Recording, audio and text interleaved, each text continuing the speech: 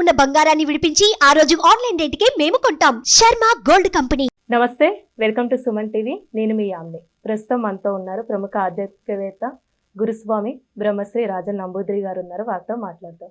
నమస్కారం గురుగారు. నమస్కారం అమ్మ. గురుగారు, మనకి ప్రతి నెల సంకష్టహర చతుర్థి అనేది వస్తూ ఉంటుంది కదండి. ఈ నెలలో వచ్చే సంకష్టహర చతుర్థి రోజు ఏ విధంగా పూజ చేయాలి? అలానే ప్రత్యేకమైన మంత్రం అంటూ ఉందండి? తప్పకుండా అమ్మ. ముందుగా శ్రీ మహాగణపతి దేవతాభ్యే నమః, శ్రీ లక్ష్మీ సరస్వతి నమః. సంకటహర చతుర్థి అంటేనే దాని పేరులోనూ సంకట చతుర్థి అంటే సకల దోషాలు నివర్తన కావటం. వినాయకుడికి శివుడికి మాత్రాన్ని ప్రదోషకాలంలో, నందికి మాత్రం ప్రదోషకాలంలో పూజ చేస్తారు. నెలకు 2 సార్లు వచ్చే సంకటహర చతుర్థి కానీ ఒకసారి కానీ తిథులు వారాల ప్రకారంగా ఆ రోజు విశేషమైనటువంటి అభిషేకాలు చేస్తారు స్వామివారికి సాయంత్రం 5 నుంచి 6 లోపు. ఆ చేయటం వల్ల సంకటహర చతుర్థి ఒక శ్లోకం, సంకటహరది ఒక మంత్రం, సంకటహరది ఒక స్తోత్రం అంట కూడా చేసుకుంటే ఏ కార్యం తలిచినా మీకు విజయం కలుగుతుంది. ముఖ్యంగా ఆరోగ్యం. ఏంటమ్మా? ఆరోగ్యం అనేది స్థిరంగా ఉండటం అనేది జరుగుతుంది. ఎటువంటి దోషం ఉండదు. మీ యొక్క వ్యాపారం అభివృద్ధి జరుగుతుంది. మీరు విదేశాలకు వెళ్ళాలనుకున్న సంతోషంగా వెళ్ళవచ్చు. వీసా రాలేదనుకున్నా వీసా వస్తుంది. అనేక రకమైనటువంటి ఒక రంగాల్లో మీకు పాల్గొనడానికి అవకాశం ఉంటుంది. అంటే ఏ విధంగా పూజ చేస్తే మంచిదండి ఆ రోజు? అంటే నైవేద్యం అంటూ ప్రత్యేకంగా ఏం పెట్టాలి? సంకటహర చతుర్థి రోజునే స్వామివారికి కొన్ని ఆలయాలు కొన్ని విధి విధానాలు చేస్తూ ఉంటారు. ఇప్పుడు సంకటహర చతుర్థి ఎక్కువ శాతము పూణేలో విశేషంగా చేస్తారు. అష్టాగణపతి దేవాలయం, మహాగణపతి దేవాలయం, సిద్ధి గణపతి దేవాలయంలో చేస్తారు. ఇది నార్త్ సైడ్ నుంచి వచ్చామంటే ఆచారం. మనం దక్షిణ భారతంలో చేయరు ఎక్కువ శాతం, నార్త్ సైడ్ చేస్తారు ఎక్కువ శాతం.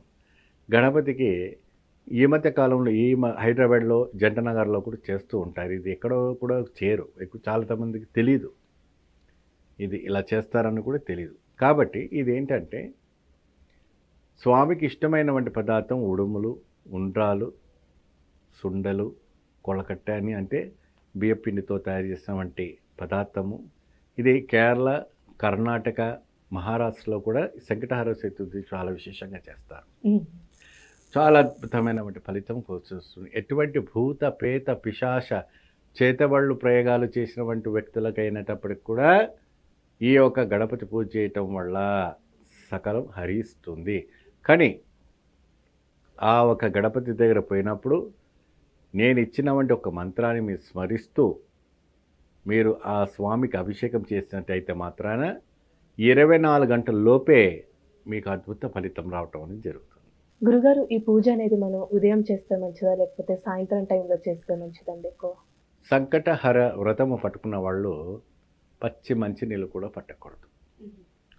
ఉదయం తలస్నానం చేసుకొని నీళ్లు కూడా తాగకుండా గట్టిగా ఉపవాసము పాటించి స్వామికి అభిషేకము చేసిన తర్వాత తిరిగి వచ్చి ఇంట్లో స్వామికి శుభ్రంగా అలంకరణ చేసి పెరుగు అన్నం, దద్దోజనం అంటారు కదా, పెరుగుతో తయారు చేసినటువంటి అన్నాన్ని కింద ఆకు మీద పెట్టి స్వామికి నివేదన పెట్టి అనంతరము కొబ్బరికాయ కొట్టినటువంటి నీళ్ళు ఉంటాయి కదమ్మా, ఆ నీళ్ళతో ఉపవాసం వదులుకోవాలి. ఉపవాసాన్ని వదులుకున్న తర్వాత అప్పుడు ఆ ఒక నైవేద్యాన్ని వీళ్ళు స్త్రీ కానీ పురుషులు కానీ స్వీకరించి మీరు 3 పూట్లు పూజన చేసి సంకటహర చతుర్థిలో వ్రతాలు కూర్చుంటే మాత్రం అది ఫలితాలు రావు. మీరు విశేషమైనటువంటి ఫలితము రావాలి, మీ లైఫ్లో మంచి మార్పు రావాలి, మీ పిల్లలంతా మంచిగా పైకి రావాలి, అతీతమైనటువంటి సంపదన మీకు రావాలి, అనేక రకమైనటువంటి సంపద రావాలంటే ఇది చేయక తప్పదు. మహా అద్భుతమైనటువంటి ఫలితం ఇదేంటంటే స్వామివారు ఒక్కసారి గణపతి అనుగ్రహించారంటే మీకు ఎక్కడో వెళ్ళిపోతారు. వెనక తిరిగి చూడండి. స్వామికి గరికమాల వేయటం. గరికమాల అంటే తెలుసు కదమ్మా, గడ్డితో తయారు చేసినటువంటి చాలా ఇష్టమైనటువంటి పదార్థం. స్వామికి సంకటహర రోజున విశేషంగా చేయటం. స్వామికి బుధుడు ఉంటాడు కాబట్టి పచ్చ వస్త్రం, తెలుపు వస్త్రాలు ఇవ్వటం కూడా జరుగుతుంది. అంటే ఆ రోజు దానం అంటే కాదు, స్వామికి అలంకారానికి ఇవ్వడానికి ఆలయంలో ఈ విధంగా చేస్తే మంచి ఫలితం మంచి అనేది ఉంటుంది. ఫలితం కాదు, మీ జీవితంలో బంగారాన్ని కురిపిస్తాడు ఆయన. చాలా చక్కగా తెలియజేశారు గురుగారు, ధన్యవాదాలండి. నమస్కారం అమ్మ. చూసారు కదండి, గురుగారు మాటలు మనకి తెలియజేశారు కదా. అలానే మంత్రానికి సంబంధించి విషయాలు మీరు తెలుసుకోవాలనుకుంటే స్క్రీన్ మీద కనిపిస్తున్న నెంబర్కి కాల్ చేసి గురుగారి అపాయింట్మెంట్ అనేది తీసుకోవచ్చు. ఇలాంటి మంచి వీడియోస్తో మళ్ళీ మీ ముందుంటాను. ధన్యవాదాలు.